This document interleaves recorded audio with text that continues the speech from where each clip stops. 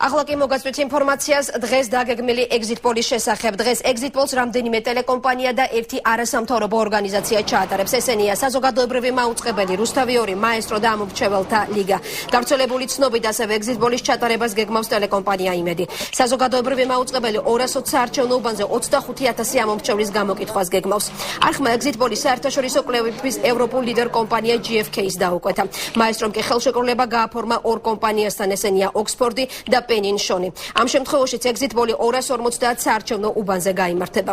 ამომრჩეველთა ლიგა კი პროექტს ამერიკულ პარტნიორ კომპანია Barcelona კომპანიის დახმარებით განახორციელებს. ამომრჩეველთა ლიგა exit poll-თან ერთად ხმებს პარალელურ რეჟიმშიც დაითვლის. ორგანიზაციის 2400 წარმომადგენელი საქართველოს მასშტაბით სულ 1200 საარჩევნო უბანზე იმუშავებს.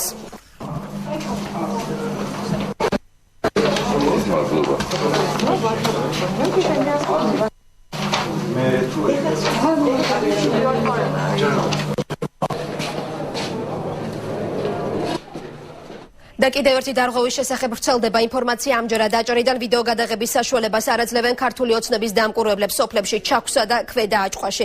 დამკვირვებლები ამბობენ, რომ მათ დილის 7 საათიდან მხოლოდ რამდენიმე კადრის გადაღება მოახერხეს. მას შემდეგ კი უბნის თავმჯდომარემ გადაღება აკრძალა და უბნის დატოვება მოითხოვა.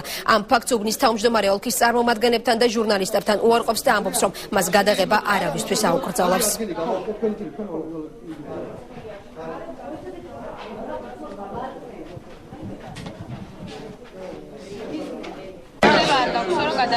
ჟურნალისტებს აქვს მარტო უხდება, მერე იყო ამაზე გარკვევები, ვისთან დაუხდება, ვის არა, გარეთ გასვლაც თხოვს რაღაცებს, მაგრამ ამ დროზე არ დავტოვებია გაარკვიეს. ნაკადი იყო დიდი და ალბათ თვითონ შეყომდა, თორემ გამოყოფილი ადგილი თქვენ თვითონ კარგად ხედავთ. ყველა შეუძლია პრესის და წარმომადგენლებს დაარჩეთ, გადაიღოთ და გააშიფოთ ყველას.